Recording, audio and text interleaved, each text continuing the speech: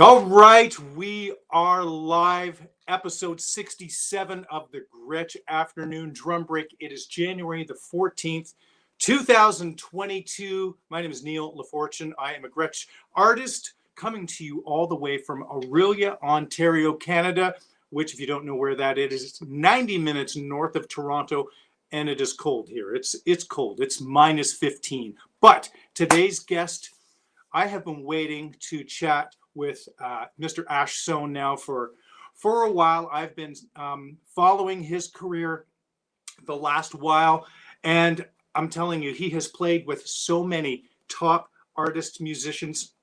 I hope I get the statistics right. 60 top 10 albums, 21 top 10 singles, 18 number one albums, and 11 number one singles. That is ridiculous and unheard of.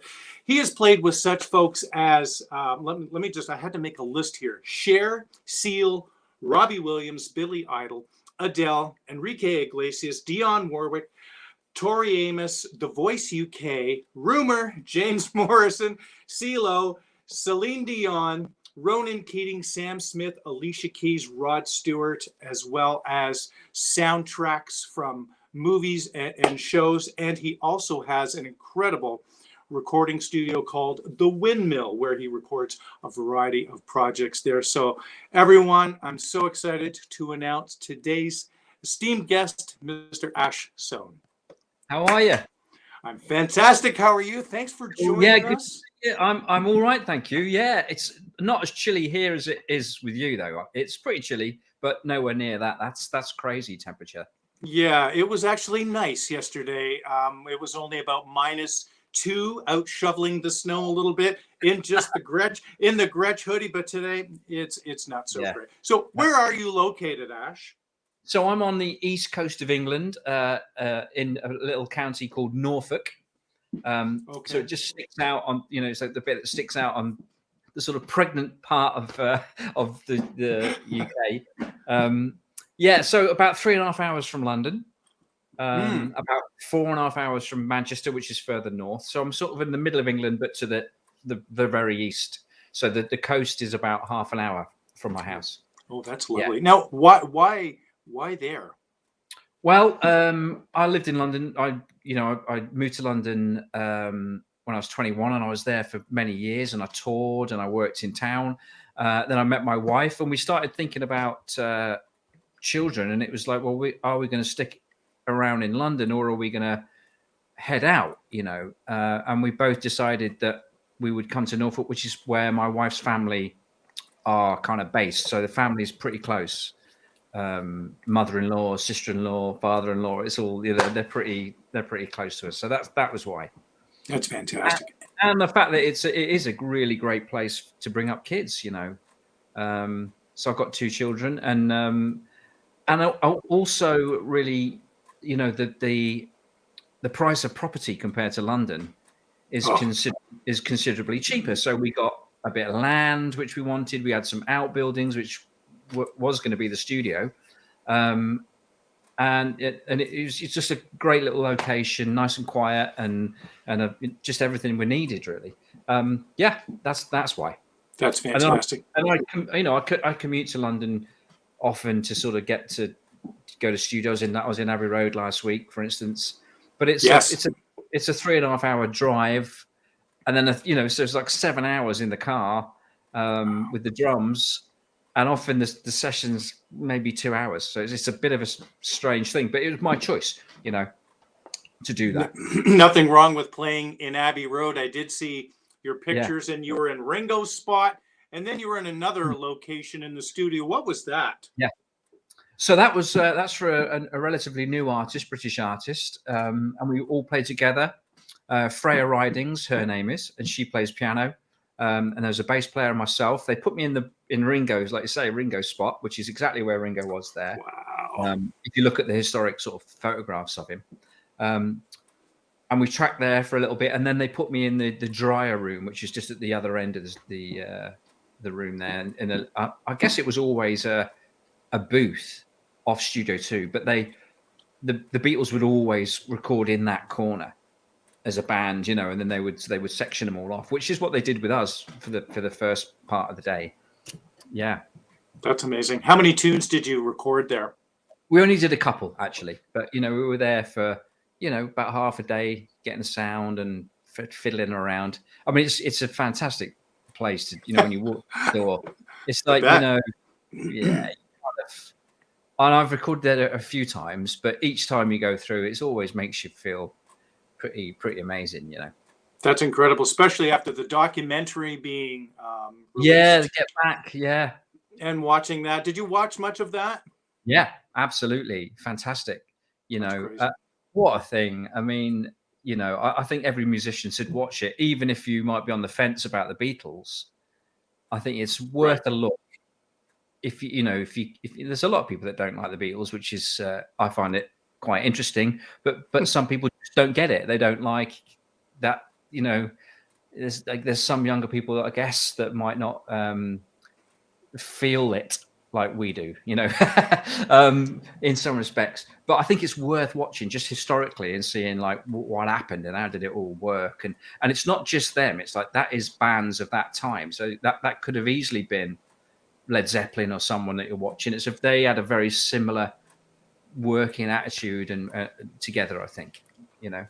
It was incredible seeing the process and just seeing how human they were or are, Yeah. and how they work together, and that the process is really no different than any other band, and how bored Ringo kind of looked at times. I felt kind of bad for him, but when it was time to play, it was just, he played so. I messaged Greg Bissonette and said, man, I just watched this. I can't get over how perfect he was. And all Greg wrote was, he's the man, you know. Yeah. Anyways, but I'm telling you, you have definitely carved out an unbelievable career for yourself thus far, from the very beginnings of playing drums. Can we go back to when you started playing? What was that all like? Why the drums? Was it music? Was it drums? Was it a blend of both? Take us back. So the very start, really, when I was 10 years old, my dad played me a record by Sandy Nelson called "Let There Be Drums." Yeah. And it's like a sort of surf track, really, like surf guitar, that sort of twangy, sort of slightly distorted electric guitar, 50s kind of sounding, although it was a 60s track, I think. And then these amazing drums, you know, and I hadn't actually ever heard anything quite like it. And the sound, I just wanted to make that sound. I loved it, you know. And I basically at 10, I kind of tried to find somebody in the little town that I grew up in that was a drummer. I found there was a teenage lad who was a bit older than me, but I knew his sister, so I used to hang out. He used to hang out with his sister to essentially hang out with him. And I used to get round at his house, and he would play. He'd play the drums for me. He'd let me sometimes get on the drums. And this went on, and then he started giving me a few lessons. This went on for about a year, and my parents eventually, after I bugged them, bought me a drum kit when I was 11, a little Premier kit. And then that was that. And then I started getting proper lessons each week. And I just, you know, I've found the thing, you know, very lucky. So, did you find that playing came really natural to you? Or were there aspects of it that you really needed to work on? Some drummers are good at playing beats, but they have terrible hands and have no, I guess, inclination to want to work on double strokes and things like that. Sure. Well, I mean, I had a really good teacher. My mum and dad found me a really good teacher. So he was very comprehensive. So I did rudiments and playing, and also reading as well. He was the guy that wrote the first drum set exams in this country. So he tried them out on me, which is amazing. I did grade 8 at like 14 or something. Wow. And he was a really great teacher. But I can't really remember ever feeling like, oh, I'm stuck on this thing, because I was just so passionate about it, you know, that nothing was hard.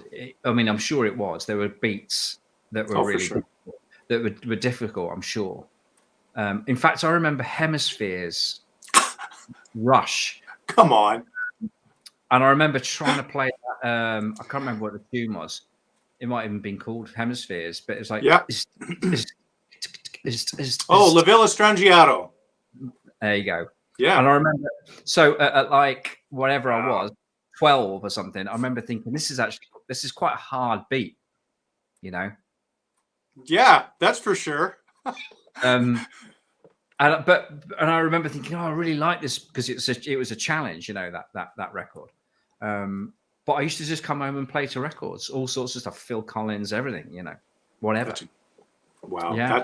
It's definitely a bit different now, of course, with social medias. You see lots of drummers playing on Instagram with lots of chops, but do they play to songs? I wonder. My drum students definitely play to lots of songs. I hope they do. Yeah, well, it's one of the things that I definitely say to people, because a lot of people say to me, "Oh, how do you develop a good sense of time?" And I'm thinking, well, you've got to play. Well, you've got to play with other musicians, but I always say, you know, practice to a click, but also practice along to records, older records that might not have been recorded to a click, so you can feel the time moving a little bit and start to understand what that feels like when you're playing, and see if you can feel it when the band are pulling you or pushing you or whatever.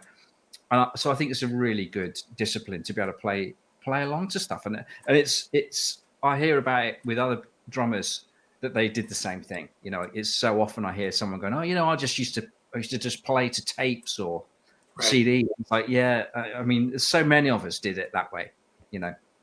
Remember playing to an album and you'd play so loud that sometimes it would. Oh yeah, absolutely. It would skip. Yeah, I think I surrounded my record player with the actual player with cushions to stop that from happening in my room. Yeah. That's incredible. Wow. So who were your drum heroes early on, Ash? So early on, I was a bit odd for a teenager when I really started getting into it. So I got into jazz. I mean, I was really into it. My music teacher at school showed me how to play brushes. Wow. He was a piano player, and we had a little band. This was like at 11, actually. And I was doing like little jazz gigs with him in a trio. So I was learning to play that stuff, you know, standards and stuff when I was 11, and I was really into that. And then I progressed. I obviously got into Buddy Rich then. I was very, very lucky. My dad took me to see Buddy Rich in 1984 when I was 14, and I met him. And also that same year, he took me to see Art Blakey, and I met Art Blakey as well. So I was really into it, you know. But I was quite weird because, you know, all my mates were listening to Madonna, who was absolutely enormous in 1984, and I was listening to Woody Herman or something, you know what I mean? Something weird. That's incredible. That's a juxtaposition. Even though they were jazz drummers, that's two different personalities, right? What was your experience like with Buddy and Art? Wow, interesting. Buddy didn't really disappoint. He was quite weird, I have to say. My dad managed to get me backstage, and I remember he was probably the first American I'd met, actually. Oh. So I remember looking up at him, and I said, "Oh, can I have my photo with you?"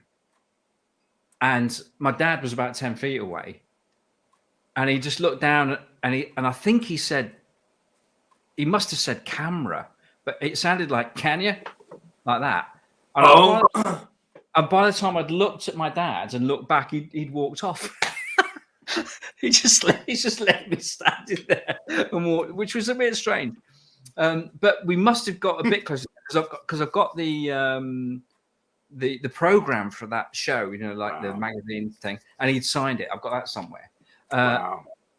But Art Blakey, there's a photo. I can't find it. I'm still trying to fish it out. There's a picture of me sat on Art Blakey's knee in the dressing room with all the band around, which is and he was a completely warm, fantastic fella. Very different experience to my Buddy experience. And I remember that band. I remember him being I remember the fun in the dressing room. I felt, you know, as a kid. I remember. I think the Marcellus brothers were in the band. Yeah, they would have been. And I just remember there was like, it was a jokey, vibey room. I really enjoyed it. And then I met Art, and then he just like, bam, plonked me on his knee. And I got this, there is this photo somewhere. I just can't find it. But he also signed a little ticket for me, Art Blakey. That's crazy. Yeah. Wow. Now, and they're obviously very, very different drummers. How did seeing Buddy versus Art, what was obviously it's drastically different in terms of technique and speed and things like that. What kind of impact did each of those drummers give you when you had seen them live, or when you left after the show? Like, how did you feel? I think I felt pretty good, to be honest with you. It's quite a while back, but what I do remember, the sort of kind of climax of Buddy Rich's show, where he would do. I just remember seeing they lit him from the back, and he did a single stroke roll. Oh. The band, he just goes whack, and the band just goes down to nothing, and he just goes, and he starts this unbelievable. And then they because they lit him from behind. All I remember, I can see it now from in my seat, just like a fan of sticks, just going what, and and I just remember like that is probably the fastest thing I've ever seen at that point. And I don't think I'll ever forget that moment in the show, you know. And Art Blakey, I think I remember it. The records that I had were more sort of like, it was almost Latin. So I can't even remember the names of the records that I had. It was quite. They were Jazz Messengers records. Yeah. And this was the Messengers that we went to see. But I think I remember it being quite not boring for a 14-year-old. But I remember thinking I don't really recognize many of the track. The pieces, because of course he had an enormous catalogue of stuff, and I only had like 2 albums or something, you know. So of course he probably only played 1 or 2 things that I knew, you know, at that point. But I remember his personality for sure, being such a fantastic, warm fella, you know. And those Gretsch drums. Maybe Art wasn't probably playing Gretsch drums. Maybe I think he was playing pearl drums probably at that point. Yeah, and it's interesting, you know, as a 14-year-old, I didn't care about. So some people have said, "What was Buddy playing?" I'm like, I absolutely no idea. And the same with Art Blakey. I have no idea what he was playing. They probably weren't playing Premiere, although I think Art Blakey did play Premiere at one point in his life, which is the kit that I had. You know, that's crazy. Yeah. Wow, what an amazing thing to experience. I never saw Buddy live. I certainly never saw Art. I saw Tony Williams play live here in Toronto, and I was front table at a beautiful restaurant, and every drummer in town was there, and it was right. It was an experience for sure. What were you doing playing wise with people at that point? So when in my early teens, I was still playing with this music teacher, playing jazz trio stuff, and that was quite regular, the gigs. And I remember my dad. I remember I would get like £25 for a gig. You know, this would be like 81, 82, 83, whatever. Wow. And I just remember my mates that were doing paper rounds, and they wouldn't get that in a month. No. And I remember thinking, this is actually quite a good job. Right? You know, this could be quite a good job, because I'm earning more than my mates, and they have to get up at 6 o'clock in the morning and deliver the paper for an entire month, and they still don't earn what I do on one jazz gig, which is fun. So I just very early on, I remember thinking, this is actually and I think my dad noted that he goes, you know, God rest him. I think he says, you know, you'll always be okay with music, you know, because you'll always be able to play it. Little did we know that pandemic was going to hit and you can't play anywhere. But yeah. That's crazy. Wow. In fact, I wanted to ask you this. How has the pandemic impacted your income and your playing? I know, thankfully, you've had, you know, a great session, clientele of folks that you play on their records. Did you have things booked to play live when the pandemic began? Not really, actually. I didn't really. There's nothing. There's a few shows that got cancelled, but it wasn't because up at so 2019, I quit The Voice. Okay. To focus on my studio. So I was focusing on the studio, and then 2020, the pandemic hit. So I was already focused in this room. And then that year, lots of people came knocking on my door because there was not many of us doing it that were well known.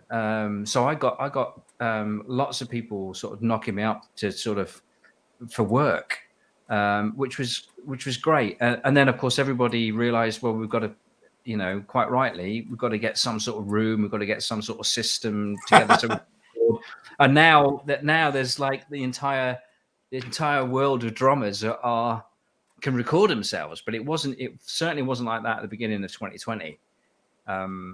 Yeah, so it was actually not as bad as I was thinking it was going to be for me. It was okay. This little studio saved my skin. That's incredible, because I've had several other guests that had complete tours canceled or postponed, and now the act that I play with, we are booking shows sometimes now, rescheduling them for the fourth time, which is, it is what it is. So, but you do, and you try and adapt, but I'm really happy that it was good for you, and that you very, very smart and maybe lucky in a way to have had that, you know. Yeah. Well, luck has been in my life, thankfully, quite a bit, really. Like we were talking just off there, weren't we? And it's like, you know, luck is a part of this business that we are involved in. There's no question about that. And then there's all the sayings about, you know, it's amazing how lucky you get when you're good, and all those things. And it's all true to a degree, you know. But you do need to have a break. Everybody gets a break, you know, after a drum break. But everybody gets a break of some sort, you know. And you know, the most wonderful thing for me about this business is you never know where those interesting things are going to come from. And that is the bit actually that's always excited me my entire life. You never know when an email is going to land, or someone's going to call you, or someone's going to send you a text and say, actually, it's just this. So Tori Amos literally came out of the sky. I had no idea, you know, I don't know anybody in Tori Amos's camp. I've never knowingly met her. And I got an email from a manager asking if I'd be interested to go on the road with her. That's, you know, so that just drops in your inbox, you know, things like that. And people know I'm not the only one. You know, it happens to lots of people where incredible things come along. And also the other thing that also excites me is that sometimes a fantastic break will come from the most unexpected source. Right. You know? Yes. I was reading your Mike Dolbear interview from 2006, where you were talking about playing in a pub, I think it was, and Winston Blissett from Massive Attack saw you with Adam Phillips, who played with Richard Ashcroft, and all of a sudden you were playing in Tom Robinson's band, correct? That was my very first break. Winston walked into a pub in Greenwich. I was playing like some Crusaders covers with a guitar player and my friend Adam, and this guy came in, and in the break he came up to us and said, "What are you guys doing?" We were young, you know, really young. He said, "Look, I play bass for Tom Robinson, and I need to get a band together." He just literally walked off the street. And then I worked with Tom for about a year, and then the Amitri audition came up, and I, you know, was so green, sort of wet behind the ears still. I actually said to Tom, I said, "Oh, I'm auditioning for Amitri," thinking, no, this is catastrophic if I get this gig for him. Right. You know, he's lost his drummer.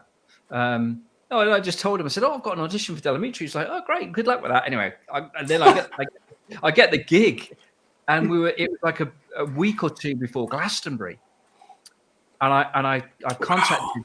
I said, "Tom, I've got the gig with Amitri, but we've got Glastonbury coming up." And he said, "You know what?" He said, "It'll be fine. We'll just do it without drums." He was fantastic, you know. That's incredible. Now, the Amitri gig came about because Pino Palladino lived in your neighborhood at the time?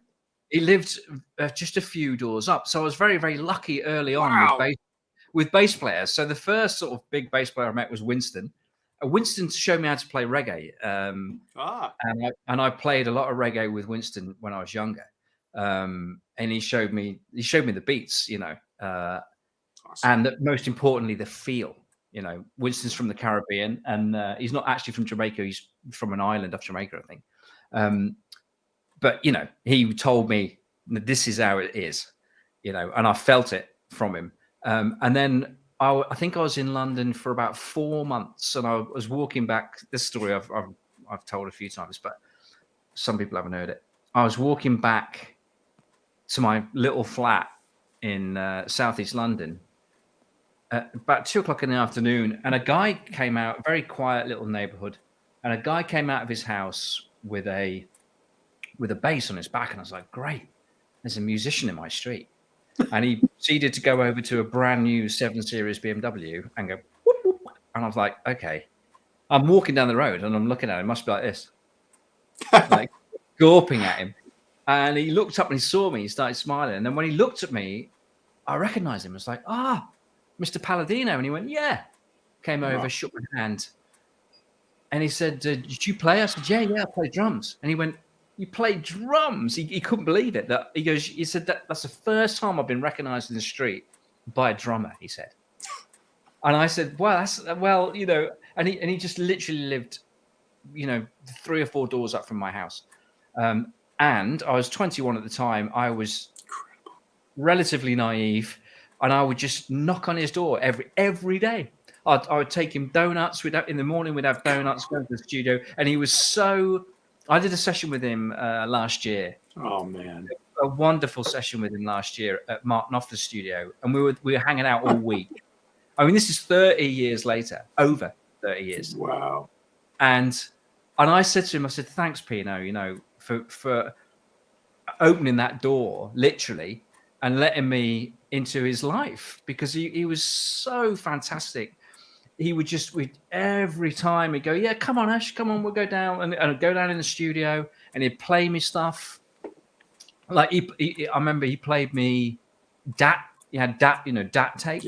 Yeah. So that was like the best format. And I remember him playing me a DAT of Vinnie Colaiuta's solo album, which he played on. Wow. And like no one had heard it. This was like the sort of rough mixes. And I remember like, oh my God, you know, he gave me so much sort of privilege in a way.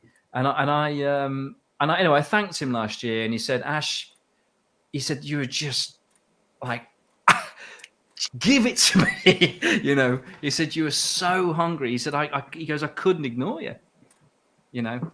Wow, there's so many lessons in these stories, man. And the first thing is to play and to be personable. You're obviously super easy to get along with and personable, and as is Dave Phillips. Before I forget, I want to thank Dave Phillips for connecting us. UK Gretsch Artist Relations and photographer, fabulous, incredible photographer and drummer as well. But thank you, Dave, for that. But you know, it's incredible. I love hearing these stories, and if you think of any of these other things as we're going along, please feel free. So definitely some lessons in there. So Amitri, you did a lot of great things with that band. In fact, my friend Nicholas Lucero, who's part of the Gretsch Afternoon Drum Break, part of the crew behind the scenes, he said, just ask nothing but Amitri questions. Ironically, you're playing with the band again, correct? Yes. So Pino. I was 21 when I met Pino, but I was 24. It was, you know, 3 years later when I came home, and, you know, back in the day before mobile phones, I think about 94 mobiles. I think I got my first mobile phone in 94. But it was a little tape recorder on your phone in your apartment. So you come home and you press the little and it was Pino. Hey, Ash, give me a call. There's a band that are looking for a drummer. And I think you'd be great for it. So I called him up, and he told me who they were, and I'd never heard of him actually. But he said, oh no, they've had hits, and You know, they're a pretty cool band. So I flew up to Scotland to audition. And when I got there, into Glasgow, I went into the audition and there was a guy playing with them before me, which happened to be a fantastic drummer called oh God, I just read that thing on the screen and it's blanked me out. Oh, sorry. Right, Chris Whitten from McCartney. yeah, from McCartney's band, and he just finished with either McCartney or with Dire Straits, yeah, and he sounded incredible. I'm sat outside going, well, I haven't got this gig. This guy's unbelievable. And I remember saying to one of the little Scottish roadies, I said, "Who's that?" And they're like, "It's Chris Whitten." I'm like, "Oh, well, what am I here for?" So I was a little bit despondent, but I thought this is a fantastic thing. I'd never done anything like it. I thought I'm going to go in there and I'm going to play with a band and I'm just going to learn something from the experience. You know, I was wise enough at 24 to go, I could learn something from this. Being absolutely squashed by one of the best drummers in England at the time. And then, you know, but I could also learn something from an audition with a band of that caliber. Went in and it was a Tama drum kit. And I remember sitting down and it sounded great. It felt great. I played with them and it was really cool. And I stayed up in Glasgow that night. My flight wasn't until the next day. And we went out and we had a couple of beers and we sort of, and it was good. And then I flew back and that was that. And then the manager called me probably, I can't remember how many days later, 3 or 4 days later, and said, "We want you to join the band." And I couldn't believe it. Because I'd already resigned to the fact that Chris Whitten was a superior drummer to me, and he would have got the gig. But of course, now in hindsight, rock and roll is a machine, and there's lots of cogs, small ones, little ones, huge ones, and to make the machine work. And of course, you know, the reality of it now is that Chris Whitten was probably 10 times more expensive than me, you know, Right. and probably didn't fancy sitting on a tour bus going down. He's just been on the road with Paul McCartney. He's a band from Scotland that, you know, that's at the time they were quite successful, but they weren't McCartney, you know. So now looking back at it, he probably just went, "Oh, I don't really fancy this." So therefore, I got an opportunity. I was young, cheap, and enthusiastic. You know, and yeah, it's fantastic. I mean, and then I toured with them probably for about 3 years. That record was very successful that they did in America, anyway. And I think they're going to America this year for the first time in a while. Probably since I was there. And we supported the Stones and we supported Bon Jovi, REM, Bryan Adams, who I went on to play with. Yeah, amazing sort of experience for a young Woodstock, like you said. Woodstock was my 5th gig. Come on. Yeah. It's bonkers, you know. And I'd never experienced anything like it. And I think even now, I don't, it's pretty unusual, that gig. I mean, there were thousands of people. Yeah, you know. there were a few people. I remember the stage. This is how big the stage was. So there was a revolving stage. So there's a center, and then there's a complete setup band. While there's a band on, there's another band, and then the stage revolved. The band would come, and then you'd come, that your gear and everything would just come round and ready for the next thing. But it was so big, the stage, that I was sound checking my drums while the other band was on. So I'm going bah, bah, snare. There's a guy with headphones going, "Hey, snare, snare," and I'm going, "Dsh, dsh," while then there's a band on, but no one can hear it. And I'm whacking my snare drum, hitting the toms, playing a groove. It was crazy, bonkers kind of time. And I was, like I say, it was my 5th gig. I was used to playing in pubs, really. And if anything, the biggest gig that I did with Tom was probably a festival with maybe, I don't know, a couple of thousand people, you know, incredible. Wow. And so you got to witness Charlie Watts. And did you ever get a chance to talk to Charlie at that point? Sadly, I didn't meet Charlie at that point. But, and I was really gutted that I didn't. I saw Ronnie, and I think I said hello to Ronnie. I didn't see Keith or Mick or Charlie. I was gutted that I didn't see Charlie. And that was that. And then a few years later, I was walking from the flat that I was living in Battersea up to South Kensington. Very quiet afternoon. And I see this guy walking across in front of me, like up ahead of me in the street, absolutely immaculately dressed, like, you know, waistcoat, fantastic dude, cravat. And I'm like, and I'm like, oh my God, it's Charlie Watts. And I thought, well, I could just let him walk like this, you know, let me get it in screen. I could just let him walk and then I come out and then that's it, you know, and I miss him. And then I just went, Charlie, shouting his name out. And he turned and he went, yeah. And he came over to me. He came over and he shook my hand. He goes, you play drums? I was like, I do. Yeah. And I said, look, I don't expect you to remember, but I said, I was in this band and we supported you. You know, we opened for you. And he went, was it good? And I was like, yes. I said, it was fantastic. He goes, what's the name of your band then? And I said, oh, we're called Amitri. And he went, yeah, you're right. I don't remember. Oh, my. With a little wry smile on his face. Very, very funny. And then we got chatting actually about Andy Newmark, who I know and is a mutual friend. And we chatted about Andy for a bit. And then he went his way and I went my way. And then I saw him a couple of other times, actually.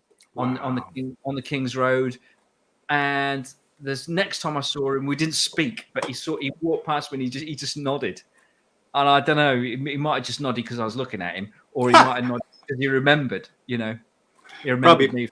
Yeah, I don't know, but exactly how people talk about him, he was very, very witty, and a lovely. Well, he actually stopped and gave a shit, you know. Yeah, beautiful. Amazing.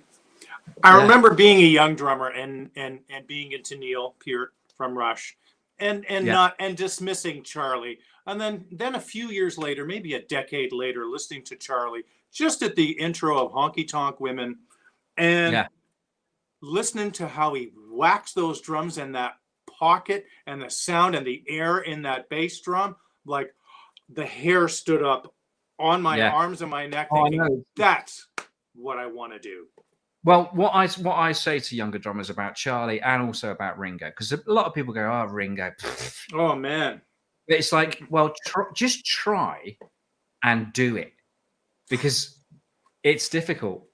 It's very, very difficult. There's not many people that can get close to sounding like Ringo or Charlie, really, you know, properly, you know. And it's a very difficult thing. Would you say that is one of the reasons in your playing that you're as successful as you are? You create this feel and vibe and sound? Me personally, or them? Yeah, how some of the ingredients of your success, besides you being such a charming and fun personality and easy to work with, do you think that part of what you deliver on the drums is a great combination of sound and your groove? Well, I think with those two drummers that I've talked about, the similarity that I have, the only similarity that I have, is that I try and play songs well. I try and play for the song, and I think that has definitely held me in good stead. Actually, is, you know, to kind of listen to the singer. Listen, you know, I mean, one of my favorite things, apparently someone said to Ringo, you know, how come you're one of the best song drummers in the world?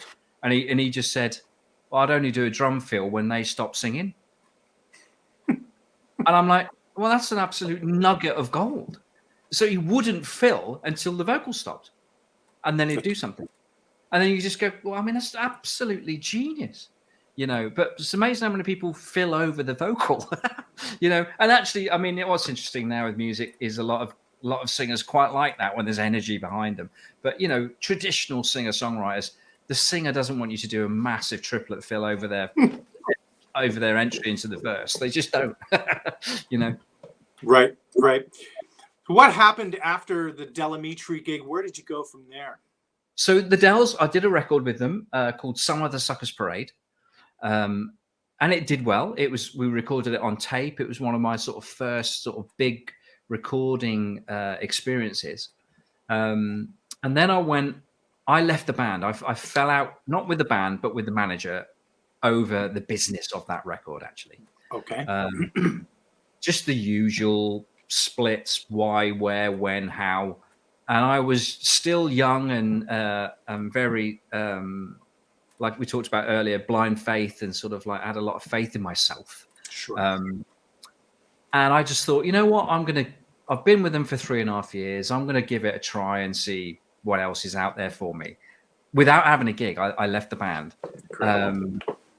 And I think I'd been out of the band about a week, and I contacted a few people, and so Gavin Harrison, the drummer, has a brother called Simon, who at the time was a fixer. He was a booker he would put auditions together for people, and he would book musicians.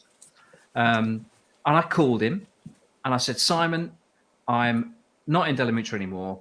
Just to let you know, if you hear of anything, let me know, man, if you think anything's right for me. And he went, what are you doing on Friday?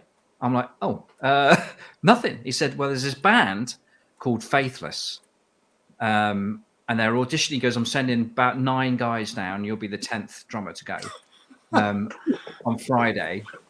He went, you know, just good luck. Go down and have it. And I was like, okay. And this was like literally just a few days' time. I checked out the band. I'd never heard of them. And they were like, it was house music, you know, very, very, very different.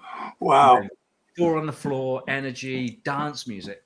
And they were quite successful. What was interesting, I'd spent a lot of time in America with Amitri, but meanwhile, this band were being very successful in Europe and wowing, you know, the Germans and the French and the Italians were going crazy for their music. They eventually did make it to America. And they had a #1 in Europe. It was big, a track called Insomnia. And the thing that was interesting, I was really a sort of rock and roller in a way. I've been with a band that was like, had its roots in rock and roll and real instruments, guitars and bass. And Faithless was a band that was based on synthesizers and drum machines. And this is the thing that was quite interesting. So I didn't have a lot of time to prepare for the audition, right? So I listened to the music, and all of the drums were programmed. So the fills would be like, and a big breakdown, whatever,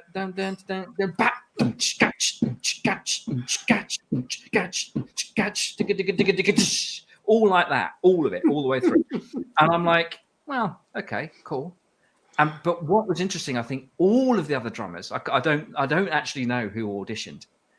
There's some drummers out there that I'm not met. I'd like them to come clean and go, you know what, I was at that audition.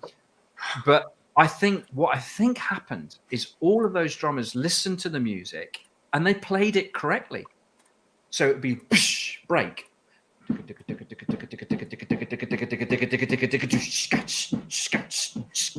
That basically.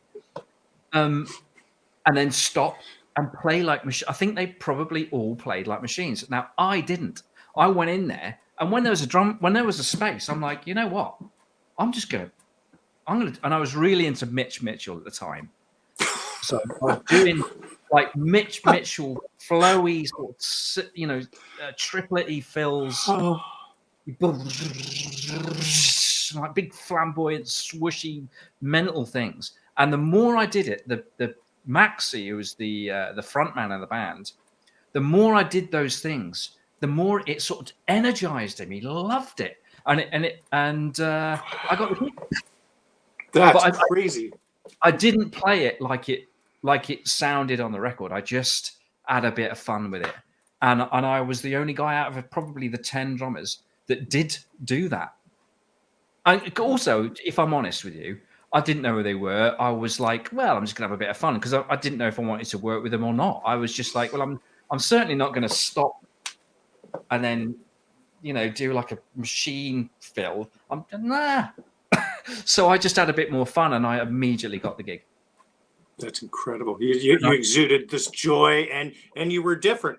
That is so great. I just dared to be a little bit different. And again, thinking back, it was probably maybe if I was desperate for the gig, I wouldn't have got it. That's another thing. That sort of, I've got to get this gig. I've got to get this gig. I've got to play it exactly right. I've got to play it, and then nah, we don't want this guy. But the guy that comes in who's a bit of a sort of like, yeah, whatever. I mean, not cocky, but like, I was very enthusiastic with everybody. But I think I was probably a little bit more relaxed, actually, is what I'm getting at. Because it wasn't life or death if I got this gig. Although it probably was. I just was so stupid. I didn't really think that, I just thought I'd get another gig if I didn't get this one. And it was brilliant. And I toured with them for a year. And Dido was in the band. Dido was the sister of the guy that ran the band. But Dido would never tour. And then about a year later, we were in New York. We're playing in New York. And Dido was there. And she came to the gig. And she just signed her record deal. Wow. And we were like, hey, Dido's got a record deal. And then literally minutes later, bam, she's the biggest artist in the world. And we were like, how did that happen? Amazing. Yeah. What a funny business. You never know. And there is a great element of luck. Are there any gigs that you did audition for that you didn't get? Oh, yeah. Without question. There's loads of things. So I eventually toured with a band called the Waterboys. Oh, yeah. Mike Scott. But I auditioned for him. Absolutely, it seemed like hundreds of times. But each time I went down, I just wasn't. He kept on getting me back to audition, but I just obviously wasn't doing it for him. Until quite a few years later, and I auditioned for him again. And at this point, I'd said to his manager, I said, you know what, Mike's heard me play a lot. And I said, look, I'll go down and play with him once, but I'm not going back. Because what he would do was, you'd audition, then you'd go away, then he'd try you again just to see if, if it was any different. And then maybe try you again. So you'd have a repeat. Your audition would be 2 or 3 times, Oh, that's painful. And each time he would never choose me. He would choose another drummer. And then this last time I was like, look, he's heard me, man. It's like he's either wants it or he don't. And then, of course, he hired me. So I toured with him at the Waterboys for about a year. And then sadly, my mum died and I couldn't finish the end of the tour because of that. So a great British drummer took over, a guy called Ralph Salmons, and then he was there for about 12 years. Yeah. Wow, that's crazy. We have a couple of questions here. Go for it. And some comments. I'm going to actually put this up here from our friend Adrian. Can let you read that. Congrats on the signature snare. It sounds incredible, by the way. Thank you very much. Was it achieved in collaboration with DW? Could you summarize for us how the process was until reaching the final product? Yeah, it was definitely part of. So DW obviously made Purple Heart shells. So DW was certainly at the early stages part of the source for the wood, etc. And but it's come from the Gretsch factory. It's definitely come from South Carolina. The process was pretty simple, really. quite a few years ago, many years ago, in fact, about 1993. Wow. Yeah, Brady drums came out with a Jarrahwood 12-inch snare drum for Steve Jordan, and it was a fantastic sound. And I really wanted one of those drums, but I think even in 1993 they were like £1,500. So that'd be like $3,000 or something now. It's a lot of money. And I couldn't afford one. And there happened to be a British drum maker who still makes drums, a guy called Gary Noonan, who realized that there was an opening for exotic sounding open drums. And he found this wood called Purple Heart, and he made a drum for me that was 12x7 and a drum for Dave Mattox. I don't know if you know Dave Mattox. Yeah, sure do. Yeah. So me and Dave got the sort of like working men's Brady off Noonan. And I used it with Faithless. I toured with that drum with Faithless and a guy called MJ Cole at the time. It was like a sort of also a kind of a dance type artist. I used it a little with Amitri actually on some B-sides. So I used that Purple Heart drum early on in my career, and then dotted around as I went through. And then eventually, obviously, I ended up with Gretch. And about 4 or 5 years ago, they knew that I liked that sound. So they made me a drum and said, hey, wow. we've got a 12x7 snare drum, Purple Heart. And I had to do the honourable thing and play the Gretch. It's part of the deal of having a sponsor like Gretch is that the fact that you play their drums, you play their badge drums. And I'm looking at it now, actually, the prototype.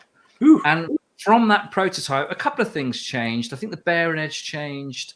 I think the ply. I think there's more ply on my new one from the original, and the throw off changed. The size stayed the same. But yeah, the major changes were the throw off and the ply of the wood. But pretty much it was like that first original drum that they made me about 5 years ago. And the bearing edge changed just to make it a little sharper. And it's fantastic.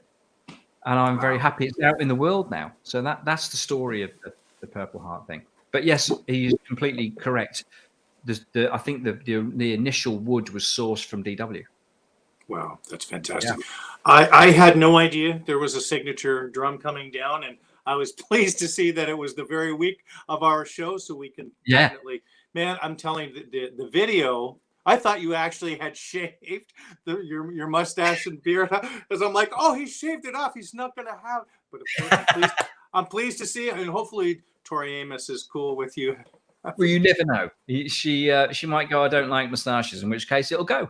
But I thought if I can get away with twisting a little moustache with any artist in the world, it's probably That's fantastic. So after Faithless, did you go and play with Squeeze for a little while? That's right.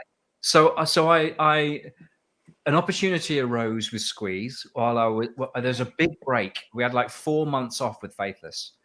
And I was looking for a gig. I mean, there's no retainer. I don't know if you have it in Canada or the States, but there's some bands, when they're successful enough, will pay you a little bit of money to keep you around. So you might have, they might just chuck you a couple of $1,000s a month just to keep you there, Yep. And Faithless didn't do that. So, and I went to the guy. It was actually Dido's brother, and I said, if a gig comes in, I'm gonna have to take it. Rollo, his name is, and he said, well, we don't pay retainers if that's what you're looking for, or something like that. And I was like, well, no, I'm just making you aware that 4 months is a long time to not work. If something comes up, I'm going to be gone. And Squeeze came up relatively quickly. I had an audition for Squeeze. I was living in the same part of London as where they were all from. Also, Jules Holland lived very Wow. close to me. So Jules wasn't in the band at the time, but I taught his son to play drums a little bit, and he lived just over. Yeah. So and it was, so I went from, you know, singer-songwriter band, dance music, singer-songwriter band, like British singer-songwriter, fantastic sort of, you know, they were compared to Lennon and McCartney at one point in their lives. You know, there's such fantastic songs, Chris Stifford and Glenn Tilbrook. And I toured with them for about 2.5 years. We did a record. It was a very strange time for them as a band. I think they weren't with a major. They were trying to do it all themselves. It was very, very tense time for them. So it was up and down. My relationship with them was good, and is very, very good still. But I think as a band and the management was all changing, and it was all a very, very weird time. But we managed. We supported Blondie, who I know aren't so big in the States, but they're huge here. Blondie. Wow. Yeah, and it was a great thing with some American tours, and I really enjoyed it. And I was also, at the same time, I was playing with Marianne Faithfull. Okay, right. Wow. And the tour for about a year, I managed to finish a tour with Squeeze, and then go out on the road with Marianne Faithfull. And then Marianne's tour would finish, and then there'd be some dates with Squeeze. But inevitably, the moment came where I had to choose: do I go with Marianne or do I go with Squeeze? And I think Squeeze had an arena tour of the UK with Blondie. Wow. And I just had to do it. Really, it was too important. And that was the end of my relationship, sadly, with Marianne. Although I did see her about 3 or 4 years later with Jules Holland. I was working on the Jules tour, and Marianne was on that tour. So that was a bonkers year, a couple of years. About 1999, I would have had two proper gigs, and piggybacking each other in a way. It was crazy. Oh, those were the days, right? You know, when live gigs and having to see whether or not they overlapped and being double booked. And oh man, yeah, I miss those days. Now, were you always interested in recording and kind of what went on behind the scenes? Yeah, absolutely. Always loved it. From my sort of early experiences with Amitri, the process, you know, getting the sound and in fact, my first experience with Amitri was tape. You know, it was well before Pro Tools. And then Pro Tools came along, and it was like, okay, this is how we're doing it. And clicks, I've never been scared of clicks. I've always been very comfortable with that. And I just love the creative process in the studio. I adore it. You know, I love touring as well, but I mean, really, if you're pushed, what would I rather do? I'd rather be in the studio. Obviously, you know, Tori Amos is a fantastic artist, and I'm very much looking forward. It's a substantial back catalogue of songs, fantastic songs for a drummer to play on. I'm following the great Matt Chamberlain, so it's a wonderful experience. I'm sure is going to be ahead of me with her.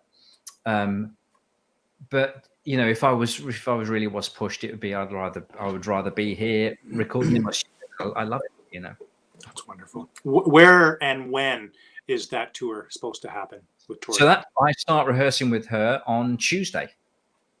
That's fabulous. Wow. Yeah, we're down at her house in Cornwall, and we rehearse for about 3.5 weeks, something like that, and then which is quite a lot, really, compared to most pop acts in this country will do about a week. You know, so 3.5 weeks is quite a significant amount of time. So it's and I've been doing lots of woodshedding myself. Many songs I've been getting my head around and playing them.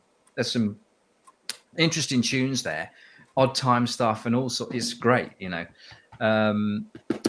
So and then we go to Europe, I think on the 16th of February, the European tour starts. Wow, that's fabulous. Wow. And what kind of venues are you playing?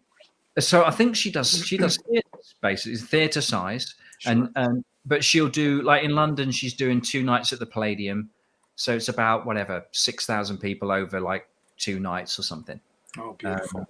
And I think in America it's theatres too, and she'll do the same thing. I think we're doing a couple of nights in New York, a couple of nights in Los Angeles, and we're going. You know, it's the American tour actually hasn't been announced, but it is going to happen, I think, at some point. That's wonderful. My friend Charlie Cooley, great Canadian drummer here, Gretsch drum artist as well. He wanted me to ask you if there were any Canadian dates or anywhere kind of close that we could maybe come and see you play with some of the acts, because we're in the Toronto area. We're a little bit north, but we certainly don't mind making a trek to come and see you play. Listen, So, like I say, I'm pretty sure they're going to announce some dates pretty soon. I don't actually know, but I'd imagine if we're coming to North America, Canada will be on the list. You know, that'd be awesome. Sure. Yeah. That's incredible. So what did you gather in as terms of, well, actually, what would you ask? Would you ask engineers? Would you ask producers about what's going on? What microphone does what? Would you ask those kinds of technical things?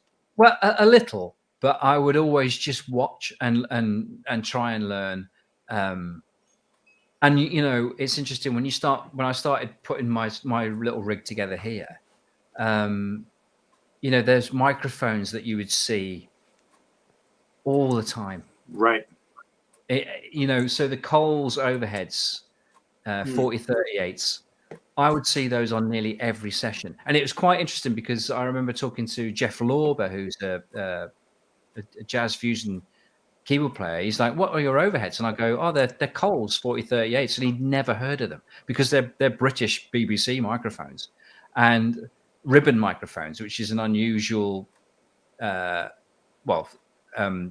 Jeff thought it was an unusual choice of microphone for overheads, but there'd always been the choice of overheads in the UK. And you know, if you look at the Beatles, the Beatles used them. Zeppelin certainly used them, you know, everywhere. Wow. So so when I was setting my studio, there were things that I would remember and go, well, there's definitely those, and people, and I'd ask. I'm very, very fortunate to be in a position where I can ask producers and engineers for their advice on all sorts of things. So the initial stages, I was really lucky. I got to ask some great people about how to set it up. But then the work that I had to do, i.e. learn how Pro Tools works, and right, learn the process of recording, which is a long process, was down to me. And luckily, you know, some people just don't like it. You know, some people don't like the technical side of it. Why should I do this stuff? I just want to play the drums. And I get that. But I've always really, really loved what happens when you put this thing on. Yeah. And it goes down that little wire, and then it comes out, and like you listen, it's like it's always fascinated me. Love it. Yeah. I remember being influenced by Dave Weckl early on, not by just his playing, but how much of a geek he was when it came to the recording process and the microphones. And he always got such a great drum sound. And I remember seeing him live, man, and watching him set up at clinics, at stores that I used to work at, and his drum sounded just unbelievable because he's such a picky. So how long has the Windmill Studio been happening? Can you let's talk about your own studio there? It is 10 years this year. Wow. Happy 10th. Yeah. That's 10 incredible. years. So, yeah. I can't really believe it, but yeah, we finished work on it in 2012. And then, you know, a relatively sort of fantastic sort of curve of work, and my knowledge is gained over the 10 years, and work's become sort of pretty constant. And the sound in it is, again, that luck thing. I'm just very lucky that this room sounds like it sounds, because it could be very, very different. If it was a big, hard, reflective room, right, then I would have had to have spent a lot of money on treatment of the space, etc. But some lucky fluke, it sounds great in here. Do you know, is it the straw bales that you use, do you think? Well, I had a good friend of mine, producer, came up for about 3 days to do a record with me. And when I was playing it, he kept on going outside when I'm playing, and then come back in again, with a puzzled look on his face. And then about 3 days later, he goes, "I know what it is." I'm like, "No, what is?" And he goes, "I know why it sounds good in there." And I'm like, "Why?" And he said, "The straw absorbs all of the, not all, but a lot of the low end frequencies, which are low end frequencies, are the troublesome frequencies that microphones have, really." Okay. You know, low end is the one that sort of messes the mix up in some respects, especially with drums, that muddy or low thing. And he said he's pretty sure that the straw sort of filters the bad frequencies out, and the rest of the stuff is it just sounds remarkably good for some bizarre reason. And I think the straw bales is definitely part of it. It's also got incredible amount of insulation on this and the ceiling here. That's about a foot thick of paper, like paper powder. So it's newspaper that's been like not more than shredded. It's almost been like it's like very fine paper dust almost, but very, very thick, that roof. In fact, today there was frost on the roof, and I came in the studio, and it's actually quite warm in here, but there's still frost on the roof because the insulation's that thick up there. And same with the floor. We insulated the floor, and it's wood. It's warm up there, literally, and it's the wood's warm as a surface. The straw bales are warm with the walls, and the floor's insulated, and that's wood. And the brick actually is very old. The bricks are like nearly 200 years old, and they're soft bricks. I mean, if you push them with your finger, they crumble in your hand. How tall is the ceiling? So that is about 12 or 14 feet, something like that, up there. Wow. Yeah. And the width? What's the width of the studio, Ash? Good point. I think it's probably about 20. I don't know, about 25, 30 feet across, I think. Did you try different spots for the drums? Well, I tried them right in the very center first, and I'm almost in the center. But then it's the same. I've had the drums over there, and they've been here now for a while. And then I've got another setup over that side. I've got 2 kits set up. So I've got a vintage Ludwig over there with some minimum mics, and in fact a D19, which is the Ringo microphone. On my 1965 Ludwig. So I've got both setups. I've got my sort of contemporary sounding drums this side, the Gretsch, and then I've got a vintage side. And it kind of sounds similar in each section because it's round. It's like it just sounds similar over there.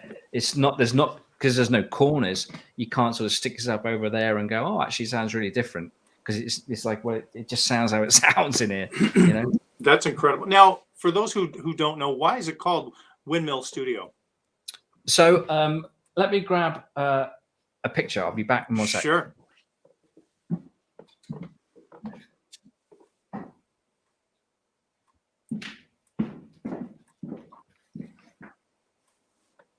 So that's oh geez, that's what it was. So if you can see this section, that's where we are. We're in this bit. Wow. Yeah. So there would have been an enormous sort of wooden structure above where we are now, which doesn't exist, of course, now. But basically, when we bought the house, there were just the brick parts, and it was just like a kind of ruin, really, a ruin. The bricks during the war, the villagers came up and just took some of the bricks because they couldn't get materials. So the sort of walls were crumbling, but the 4 main buttresses and the footing remained, and it just looked like a little Victorian folly, or it looks a bit like Stonehenge across the field at night. It's just like these pillars, I've had pigs. So the pigs before it was a studio, I put the pigs in here, penned them in here, because there's nettles and there's a tree over in that corner growing up through the thing, and yeah, basically a friend of ours, we've got some barns attached to the house, and that was going to be the studio. Right. And a friend of ours said, well, let's figure out how much it's going to be. And it was quite a lot of money to convert those barns. And it's like, wow, we'd not moved in very long. So we bought the initial shock of buying a house. Yeah. So we're like, okay, well, we can't do that yet. And then amazingly, a friend of ours said, well, what about the mill? And I'm like, well, what about it? I mean, it's just a crumbling wreck of a place. And he said, well, no, we could do straw bales, put a lovely similar kind of wooden shingle roof on top for considerably less than what it would cost to do the barns. And he was completely correct. And he created an incredible, unique workspace, which is now seems to be sort of famous around the world. It's kind of bizarre. It's crazy. I mean, I had no idea how many followers and whatnot you have, but 230,000 people that follow you just on Instagram, plus your videos on YouTube. Yeah, a lot of people definitely know who you are, but you had no idea that was going to sound as incredible as it does inside, right? Again, the luck thing. We had no idea that it was going to sound like that. Amazing. Man, let's talk about Gretsch drums, since this is Gretsch Afternoon Drum Break. We've been talking a roundabout way. When did you first hear Gretsch drums? Do you remember? That's a very good question. Probably on one of those jazz recordings, unknowingly. But when I knowingly heard them, probably Tony Williams, I'd imagine. Yeah. And Ferroni. Yeah. I think probably Steve. I bought again 30 years ago. I bought a 1963 round badge, which I still have. And I've used that on Cher records and James Morrison albums and the Enrique album, in fact. No. And that it's a little 20-inch bass drum, 12, 16, silver sparkle round badge. And it's still in a little, I kept it before here. It was just always in a studio that I worked in a lot. And it's still there, actually. I can't bear to, it's been there absolutely years. I sort of can't bear to move it. So it's still there and I still get to play it, Wow, that's incredible. So I think you pointed out, I mentioned in my yes, that I've always played Gretsch. That is what I mean. I've had a drum kit. I've had a Gretsch drum kit for 30 years. That's fabulous. Yeah, it seems to be a common theme. I remember reading interviews with Jeff Porcaro and Vinny using Gretsch drums, and even Chad Smith, for goodness sakes, was playing some Gretsch drums while he was playing Pearl drums. And it's a great sounding drum for the studio, for live. What do you have set up for? You have a broadcaster kit, do you? I've just got broadcasters, except for that round badge. But here I've got 3 broadcasters, and friends of mine are like, "Why don't you try a USA?" or And I'm like, "Wow, I just really love the way these sound. They just tick the boxes for me. They're bright enough to sound like modern drums, but they've got that lovely sort of vintage edge to them as well. So I really dig them. I just love broadcasters. They are the one for me, really. And I've got 3, and they're beautiful. What are the sizes? So here, my main kit is set up all the time. I don't know if you can actually even see it. Some of it. There we are. Yeah. So here's I've got my signature snare. Oh, where are we? Here we are. Oh, look at that. Yeah, on the kit. And then the rack is a 10. And a Wow. 10-inch rack, 12-inch. It's not a rack tom. I've got it in a sort of floor tom position on a snare stand.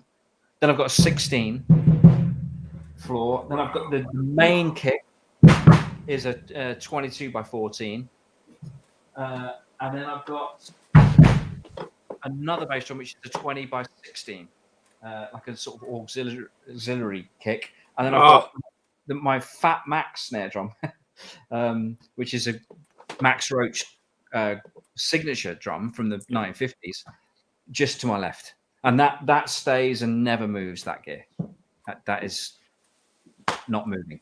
Just tapping those drums, they sound unbelievable, and normally through a device they don't sound good. Yeah, it sounds great in here, man. I've been playing. I'm gonna post something in a minute on Instagram because people are saying, "Oh, let's hear." They want to hear more of. They want to hear more of it. So I've done a little bit more. And I'm going to do some more videos just to show the sort of, obviously 12 by 7, it can't be the drum for every man. It just can't be. But it is actually much more versatile than people think. It's not just a one-trick pony. It can do a couple of other things. You can detune it a little bit, and if it's dampened, it sounds more like a 14, a medium tuned 14. And obviously it is sort of highest tuning and open. That's where it's best, and that's what I love about it, that it's so fundamentally different to a lot of drums.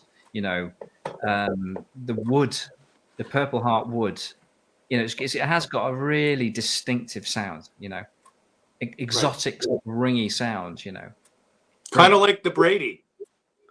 Precisely, which is Jarrah, which is an Australian wood. I think I've got a Jarrah drum up there, actually, which I've played for a while. But I haven't got a Brady, but I've got about 50 snare drums. But Binga's a great wood too. That's another great sounding wood, I think. What lines of Gretsch drums have you played over the years? Actually, and what do you? Let's segue into that other question that I had sent to you. What do you recommend for a drummer who's looking to get a set of Gretsch drums? Yeah. But that wants to have something that's going to be versatile in the studio as well as live. What would you tell them to get? I mean, the Catalinas, from what I have heard, I mean, it's a fantastic sounding drum kit, that, considering it's like more of a budget range. Yeah. You can't really go wrong with that. I heard Mark Juliana play one of them, and it's like, well, it sounds, I mean, it could be any high-end Gretsch kit, as far as I'm concerned, which of course is a lot of testament to Mark's touch, fingers and touch, but it just goes to show what he can get out of a drum kit that is not necessarily as expensive as some of the higher line drums, Right. I've gotten away from taking out a high-end drum kit to a lot of gigs because I just found that it wasn't necessary, and sometimes sound people or crews were wanting to get your drums on and off, and stuff would happen, and I just didn't want to risk that. Absolutely. I don't blame you. Yeah, and that's one of the things that I quite like about this kit here, my Champagne Sparkle. It's not been on the road, and it's in really fantastic shape. There's no dings, and there will never be any dings because it never moves. Yes. Oh, that's wonderful. Yeah. Now, how does it work with work in the studio? Do you have a queue or a line of projects that people have been booking you for? How does that work in your kind of level of session musician?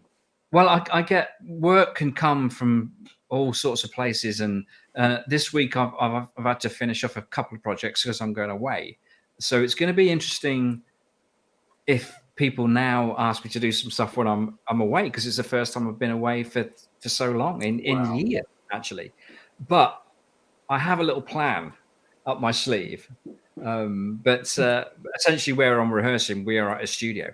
So if somebody asked me to do a session, I just have to twist an engineer's arm where we are, and maybe we can record it where I am. So where I'm rehearsing. So I'm just thinking that maybe that might get me off the hook if someone does ask me. But sessions come. There's no regular.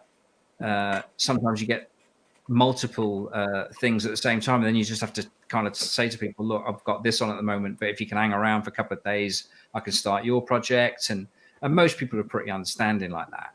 And in fact, most people will wait a while, actually. You know, they don't mind waiting a week or so, I've found. Right. You know, because most there's other stuff to be getting on with. And if they know that, okay, well, we can do all the other stuff, and we've got demo drums that work now, and then we'll do the real drums when Ash is ready. So I've been very fortunate with that, really. But as far as work, yeah, you just never know where it's going to come from and how it's going to come. Just like everything with the music, you just never know. And again, I sort of like that, because I'll wake up some mornings and there'll be something in my inbox, and I'm like, wow, it's that. That's cool. Or it'll be, oh, I've never heard of this artist, but it's all the same to me. It's a brilliant kind of. I just love getting it right for people, and sending it back, and just seeing the happy, smiley faces, emojis that come back or whatever. I love it. How do you communicate with the artist to make sure you're giving them what they want? Yeah, so I did a session today, and I didn't speak to him on the phone. We didn't FaceTime. It's just a couple of emails. And that worked. But often it's FaceTime, often it's phone calls. Some people like it. It's still, the technology still isn't quite there. Yeah, for people to watch you do it. It just isn't quite there. Whatever people are saying, oh no, you can, but you can't. And it also. I use universal audio, and so the sound, even if you do set up a sharing device where they're listening to your DAW, they won't ever be able to hear it tracked how I'm hearing it. It's only a raw version, so the technology isn't quite there, but I'm pretty sure it will be, because it leapt forward last year and the year before, of course. Right. Zoom and all of the companies, so you can share audio. So what I can do now is I can do a take, and I can play it back to somebody like this, and they can hear what I've recorded. But the actual process of, they can't watch me do it. Look, I'm either out of time, or it sounds out of time to them, or there's latency. It doesn't work. It doesn't work quite. But they can instantly hear on playback now, which there's all of the companies, Zoom, etc., can do that. That's awesome. Do you have any favorite tracks that you've recorded? Anything that sticks out in your mind? Something that you're super proud of? Yeah, I mean, I'm still very, very proud of "Set Fire to the Rain," Adele, that record. Yeah. Because it's a dear mate of mine, Fraser T. Smith, and that gig came about, again, like I touched on it earlier, about you never know where a contact or a gig is going to come from. So I was working with the prog rock keyboard player Rick Wakeman, and I've actually just done another record for him. Yeah, I finished that last week. He's done another album, Rick. And we basically, his bass player called me and said, Rick's drummer's broken his arm, and we need someone to fill in. And he goes, it would be great if you could do it, Ash. And I said, well, yeah, great. I said, he said, listen, before you say yes, listen to the music. Right. Because it's the first song that I listened to was 20 minutes long. It's Journey to the Center of the Earth. It's proper 70s prog. It's like, this is experimental rock music from England. So it was really an interesting departure. But again, I was like, you know what? This is a massive challenge. I'm going to give it a go. And the gigs were incredible. So the first gig was in Havana in Cuba. Oh, no. Yeah. So it was Havana, Puerto Rico, Costa Rica, Mexico City, and Leicester de Montfort Hall, which was a classic rock society gig. But very glamorous shows anyway. The first bit, you know, Caribbean, amazing sort of gigs. And there was a guy that, a roadie, you know, a road tech that looked after Rick's keyboards, and everybody called him Doom because he, and I was like, they said, have you met Doom yet? And I said, no. And they're like, I said, what'd you call him Doom? And they're like, oh, you know, if he won the lottery, it'd be mildly put out. Ugh. You know, That's like, great. and I'm thinking, okay, this guy sounds an absolute character. But when I met him, he wasn't like that. I didn't get that from him, his personality at all. He was like he was really into Aretha Franklin, and he had some great live things, bootlegs of Aretha's band, and I'm like, this is great. And he'd play me that stuff. He wasn't particularly into prog music. He was just the only guy that could set up Rick's enormous keyboard setup of like 20 keyboards. He was the only bloke that knew how to do it. So he'd have to go on the road all the time with Rick. Anyway, he kept on saying to me, you've got to meet my mate Fraser. And I'm like, right. I said, who's that? And he's like, oh, he's a producer mate of mine. He goes, you get on well, you two, blah, blah, blah. This is with Rick Wakeman, right? So I played on a track for James Morrison and Nelly Furtado called Broken Strings. Okay. And it was written by this guy, Fraser T. Smith, but he didn't produce it. Another producer produced it. So I ended up playing drums on a Fraser song. But I'd never met him. And it was a #1 around Europe. It was big. I think it probably did sort of quite well in America too, and Canada. Great, lovely sort of groovy duet the two of them did. And cut long story short, eventually Fraser did contact me because he put 2 and 2 together. This Doom, Stuart Sawney is his name, actually, not Doom. Stuart Sawney. Stuart was telling him about me, and then he'd heard that I played on this #1 record that he wrote. Wow. Okay. And then he started, oh, well, I've got to try this guy out. And he did, indeed. He tried me out on a couple of things. And I hadn't done many recordings with him at his little studio in Fulham in London. Yep. And then he called me, like a lot of producers, you know, it's much less glamorous than people think.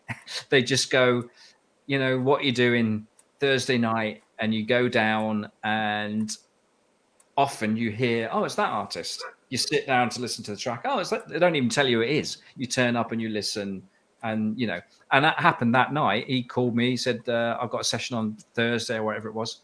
And he had a Ludwig drum kit there, but I took my snare drum and I took my cymbals and took my sticks, and I walked through the door of his little studio, and there's a girl sat on a stool looking at her phone, and I'm like, "Oh, it's her." I recognized her. It was Adele, you know.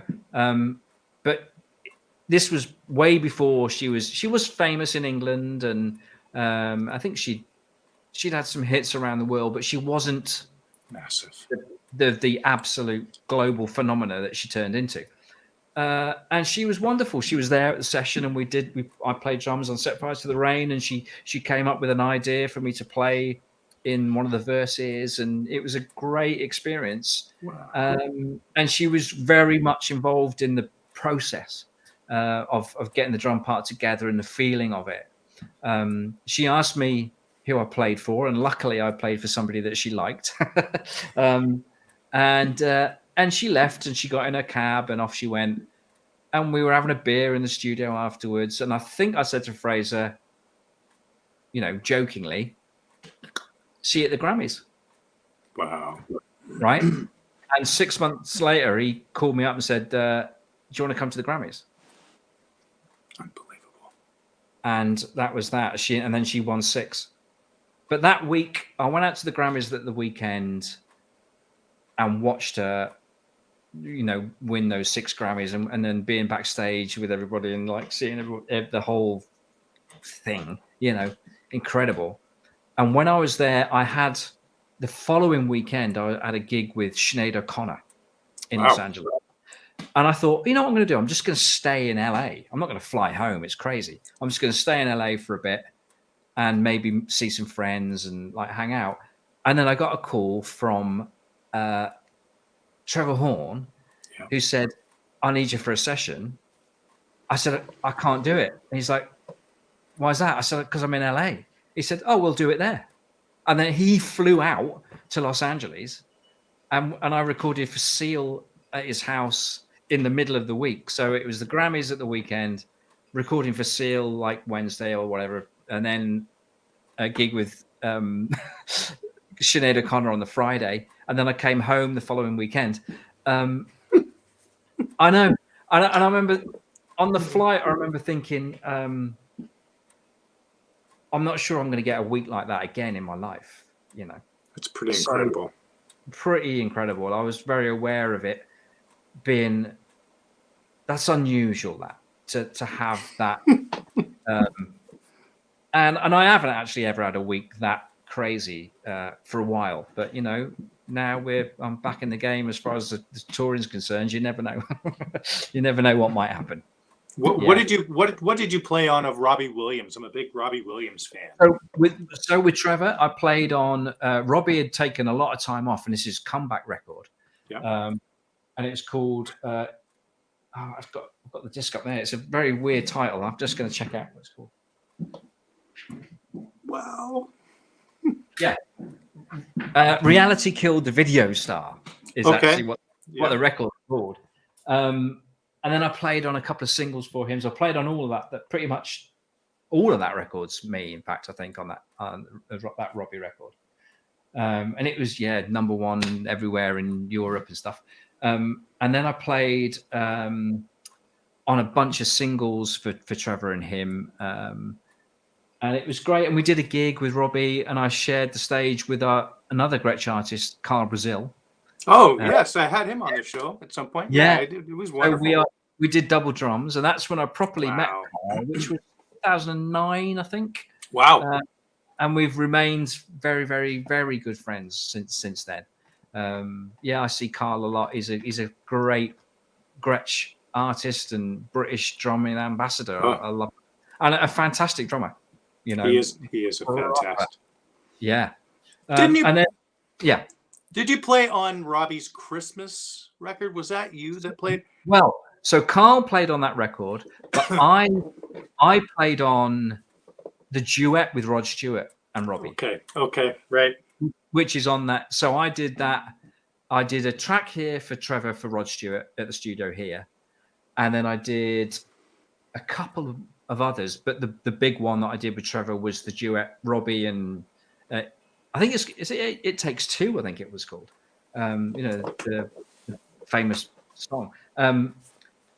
Robbie and Rod, and that ended up on that record. But what was interesting that year is that the album that I played on of Rod's album, I shared the drum chair with Steve Ferroni actually. But that album was #1. It was Christmas #1, and then Robbie was #1 the following week with his album, and I was on that as well. It was just like yay! It was like a sort of double #1 in consecutive weeks. Yeah.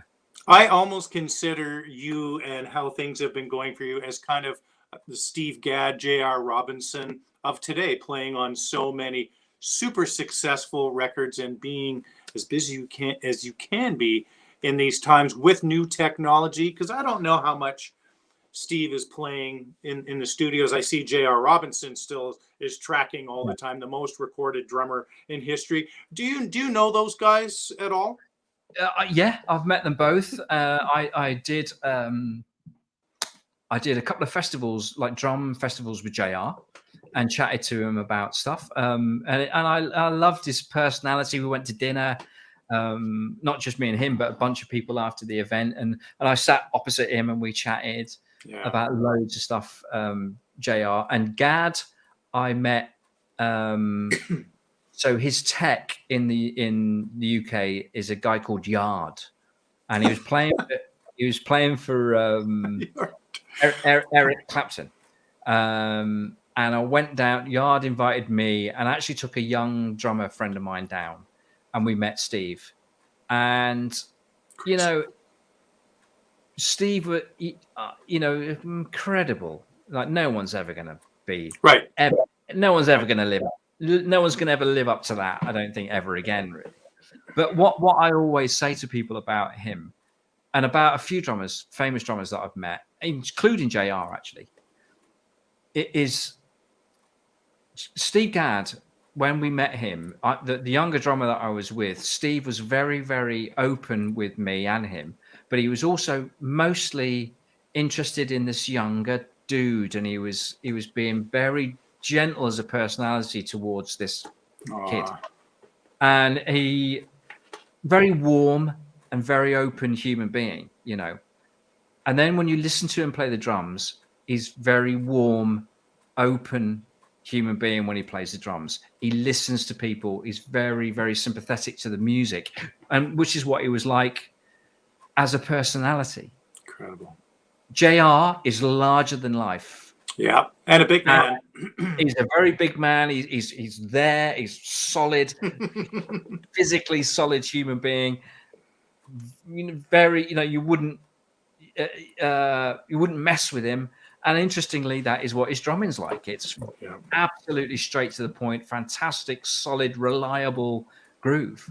Stuart Copeland, I'm very, very fortunate to know, and I love Stuart. And when I met him, Stuart was like, when he came into the room, he was like a meteorite, like smashing through the doors.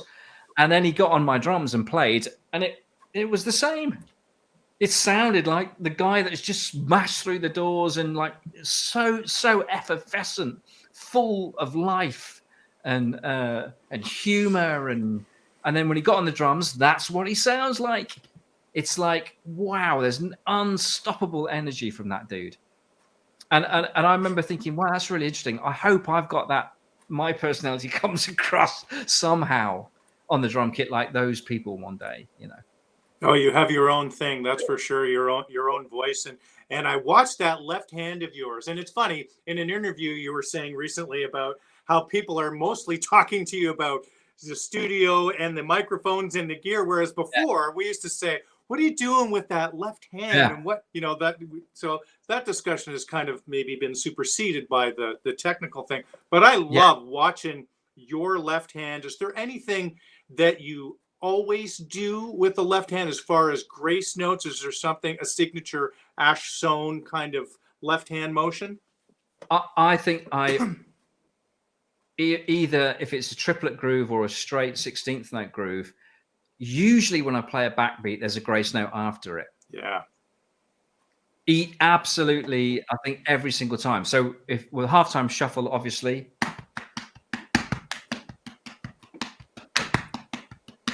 But if I'm doing a 16th note groove, see that? Yeah. I think I always do that little one after. It's every single time I'll play a backbeat. I know it's a Jeff Porcaro thing.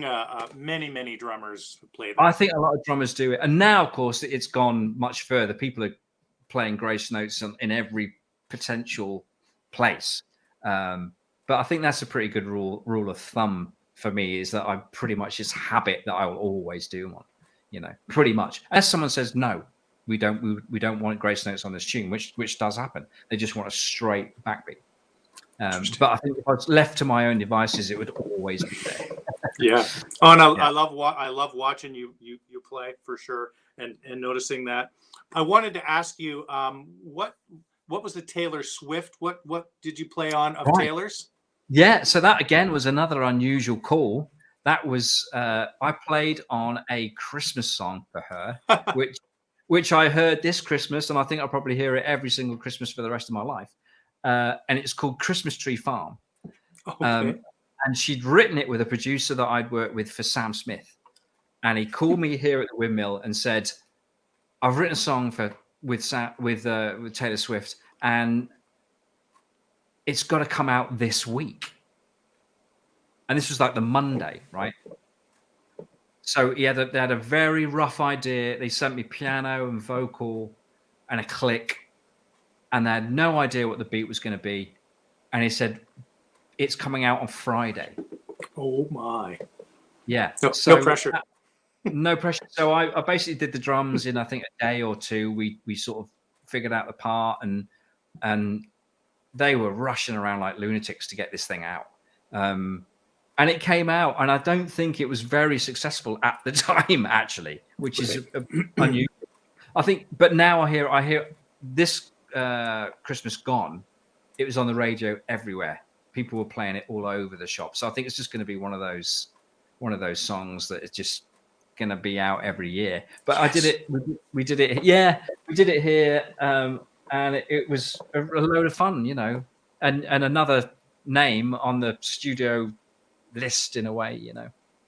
Yeah, that's incredible. I look at your discography, and I mean, we've scratched the surface, and we're an hour and 40. And I'm sorry, we're going long. If you must go, I totally understand. No, I'm good. But it's amazing. I see Alicia Keys on this list. What did you do with her? Man, she's incredible. So Alicia Keys, again, it was something at this studio. I was working with a producer on some tracks for Ed Sheeran, actually. Okay. And the sad bit is all of the songs that I played on eventually came out on this record that's come out now. Okay. And Ed's changed his direction to a more electronic direction for this new record. So all of my drums were drag. Yeah. So I played on about 5 or 6 songs on that record, and they didn't make it, and I wept for about 3 days. But some of them, I hope, might survive for his next album. I don't know. Anyway, while I was working with this producer, he said, "Oh, there's a couple of other things we're doing," and one of them was this Alicia Keys song. And I tracked some drums on it, and it was a lot of fun. But we always knew that my drums might or might not make it. It was going to go to New York, and this is where you just don't know. It like some of my stuff might make it, some of it they might just go. We're not going to use any of the stuff that you tracked in the UK. But the engineer is a dear friend of mine, and he used to work with Trevor Horn, and Trevor has a very fastidious way of working. So when the files in the Pro Tools session, all of my drum files would have Ash Soan written on. It'd be Ash Soan, Ash Soan snare, Ash Soan hi-hat. It wouldn't just be snare, hi-hat, or 1, 2, 3, 4. It'd be absolutely categorically marked properly. And he said to me, we've done all we can do. We've got your drums in there. Categorically you're written on the stems like normal, on the files rather, and we've sent them across. And amazingly, somebody in New York has seen my name, and they've used I don't know what they've used. I've listened to that record. They might have used my bass drum. I think they might have used my snare at some point, and maybe my hi-hats. But also there's the fantastic drummer called Stephen Wolf. Oh yeah. Yeah. So, and I love him. I've met him a few times, and he's like, we know lots of similar people, and I really love Stephen. He was New York based, but he now lives in Los Angeles. And Stephen did some stuff on that record too, and we're both on that particular tune, which is amazing. And so that came out on the sort of back end of a load of Ed Sheeran tracks. That's unbelievable. Wow.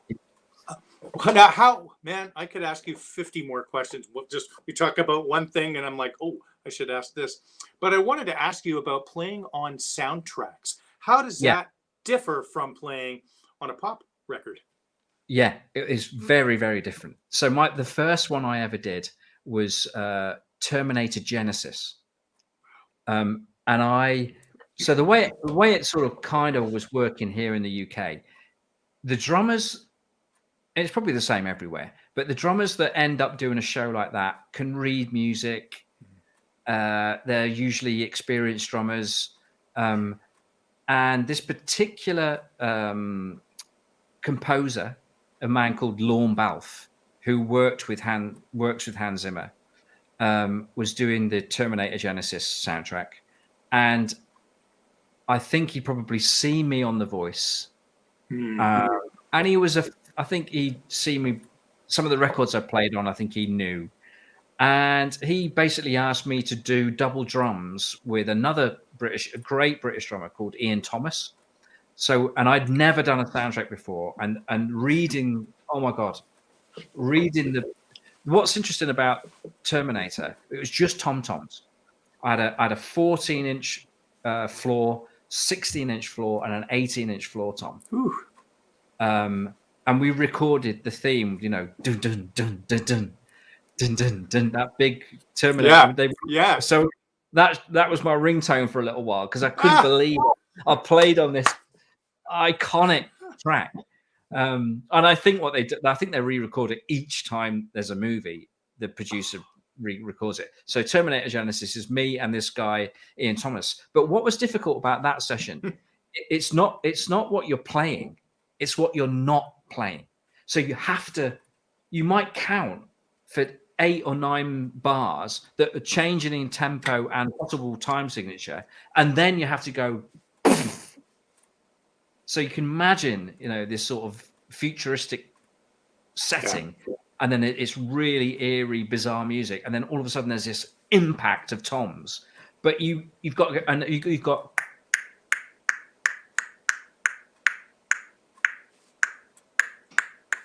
That's awesome. Bam, and you've got to whack it right on the nose, and it's so you're not actually reading the notes, you're reading the rests. And I was like, oh my God, I've never experienced anything quite like it. But thankfully for me, Ian, incredible British drummer, works with Mark Knopfler, and he tours with Mark, and also Hamish Stewart. He plays with a lot. Yeah, he's actually Hamish's first call drummer, and then it's Ferroni if he's around, and then the rest of us if he's stuck. So I get to work with Hamish a bit. But Ian is again, getting back to the personality thing about Gad and Stewart. Ian is a big Welsh, fantastic, jolly, warm-hearted guy, and he's got a big heart. The way he plays the drums, it's feel, and it feels. Oh, well, they call him Comfy. Is actually what I think one of his nicknames. You're great. Because when you play with him, that's what it feels like. It feels comfortable, and I think he got the nickname Comfy in his early days. And what he did on that session, which is incredible, really, if you think about it. Because I'm a little young drummer nipping at his heels on the same session. I could be potentially a threat to him in the future. And, if I get this thing right, Lorne might use me, Hans might use me a bit more, and maybe not him. But he wasn't like that as a personality. What he did, he made the session easier for me. So he would break it down into sections. And he did that for me, because I know that he could have just read pages and pages and done it in probably 3 or 4 takes, but he did it in little chunks, so it was less stress for me. And I love him for that, and his personality, giving personality. And then that was a success. So that went really, really well. The next thing I did was Kung Fu Panda 3. Yeah. And that's when I met Hans. I did that at Air Studios, and I met Hans on that one. And then the next one, I think, after that was The Lion King. I think I did some stuff for Hans and Steve Lipson on the new whatever it was, 2019 Lion King. That's crazy. And the most recent thing I did, I played all the drums on Boss Baby 2 from here in lockdown. Oh. Yeah. And there haven't actually been any more soundtrack things come my way, but I'm really up for it. It's the hardest, most uncomfortable, that I feel when I'm doing that stuff, because I'm completely like a fish out of water. It's not my natural habitat. Right. You know, it's a very difficult challenge for me each time one comes along. Reading the music, or rather reading the rests, and it's something I've just not done very much of, but I really love it. And you know, sometimes I did some stuff for the Matrix, actually, the new Matrix, which I don't actually think made it. Any of the stuff that I played on made it to the final movie, actually, but I did recorded a load of it here. But what was great about that composer, Rob Dugan, actually, is the name of that composer. He wanted me to contribute my thing to his compositions, so that was a lot of fun. He just wanted to get a groove going on some of the things, and that was really great. And sadly, it never. I don't think it made it to the final movie, but it was a lot of fun. I did like 6 cues for that. What an incredible career thus far! You know, unbelievable. So far, in there, it's been fun. Yeah. We have a question, a fabulous drummer from Toronto, Greg Anzelk. Hi, Ash. Love your Lewis Taylor tracks. Do you have any more Lewis Taylor coming in the future? Not from me, but I did notice that Lewis, he's a very he keeps himself to himself, Lewis Taylor. But I did notice that there's a new record coming from Lewis. I didn't play anything on it, and I suspect there's probably no real drums on it at all.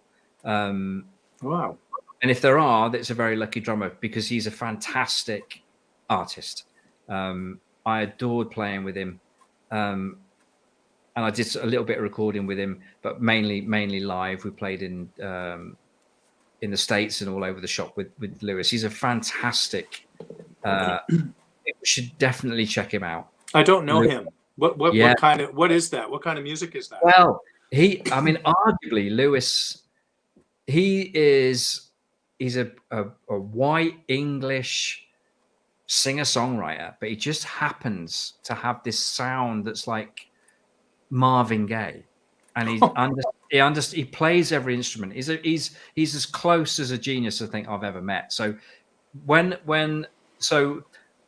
there's a D'Angelo album called Voodoo, which is a very famous D'Angelo album. I don't know if you know it, but Pino played on that, and I was around when Pino. I remember him getting the shout to play on it with Questlove.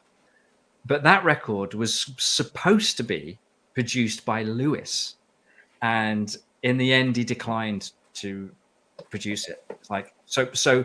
D'Angelo said, "I want this little songwriter from England to come over and produce my record." That's how much influence he had on a lot of people.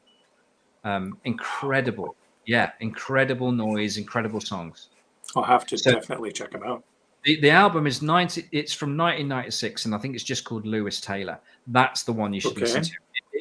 And you've got to listen to it more than once, because it's proper art. You know, it's not just pop songs, throwaway pop songs. You've got to delve into his music, and you will not be disappointed. You know, and all the drums on that record he played on a keyboard, so he plays them like you play it with his fingers, and it sounds like real drums, that record, but it's him just playing a keyboard. He's absolutely monstrous. People that are multi-instrumentalists. I have some friends that played instrument. My son plays drums, plays guitar, sings. I don't know where I have a hard enough time playing the drums, and I'm scuffling with the piano, let me tell you. But man, it kills me when I see such talented, it seems so effortless to a lot of them, and man, oh man. But wow, this is unbelievable. Do you have anything else that you'd like to add? Is there any funny anecdotes? Is there anything off the top of your head that you can think of? I know I'm putting you on the spot. Any funny or interesting stories, or any advice that you may have for young musicians? Well, I mean, certainly I've got some advice. I mean, I'm trying to think of some funny stories. Something funny.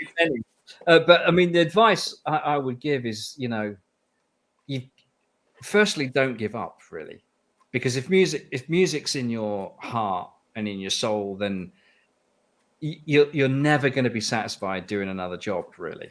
Oh man, yeah. And I know some parents out there be going, please don't say this to my child, because you could be ruining their lives. But it's true. It never leaves you, you know.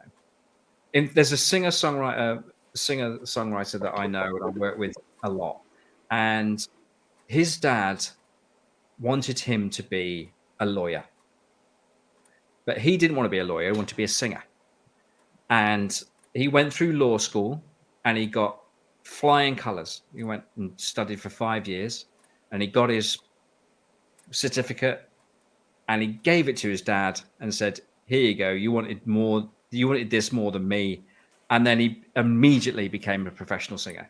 Wow. Yeah. But he's a fully qualified lawyer and he's never practiced. He's always been a singer, but he gave his dad his degree. Absolutely amazing. And that's just one of many stories of somebody that's just like, through that probably a 5-year period of time studying to be a lawyer, he was just wanting to sing all the time, and he would never have been happy being a lawyer. No. You know, and he's a great singer and he just works constantly, and yeah, and I think his dad probably forgiven him now, but I mean, it's like amazing that. Just to finish law school, that's certainly no easy 5 years. Exactly. I know. I mean, maybe it's longer. It's at least 5 years, isn't it? But the fact that he rolled the thing up and just gave it to his dad, it's just like, wow. You know, just goes to show. That's what I mean. If it's in you, it's never going to go, really. So you may, and the world is so unpredictable in every way now, that you may as well do something that makes you happy. 100%. 100%. Every time that I have thought, maybe I should do something, been playing and teaching for a long, long time and absolutely love it. Anytime I'm thinking, maybe I should, something great happens that basically says, nope, you have this to do now. Yeah. You know, you need to, so that, to me, I'm taking it as a sign and just haven't stopped, and loving every minute. Loving chatting with you for nearly 2 hours. I appreciate your time, Ash. Thank you so much. What lies ahead for 2022? I know you have the incredible Tori Amos tour going to happen. Anything else that you can let us in on? Well, I about a year or so ago, I mentioned that I was going to do drum camps from here. Oh, man. Recording drum camps. And it's called Windmill Weekends is what I called them. And it never happened for one thing or another. But I intend this year to do at least 1 or 2 drum camps later on in the year. So that's what I've got my focus on after all my touring with Tori and everything, you know. Yeah. And then whatever comes along, you just never, like I say, nothing's ever planned in my crazy life.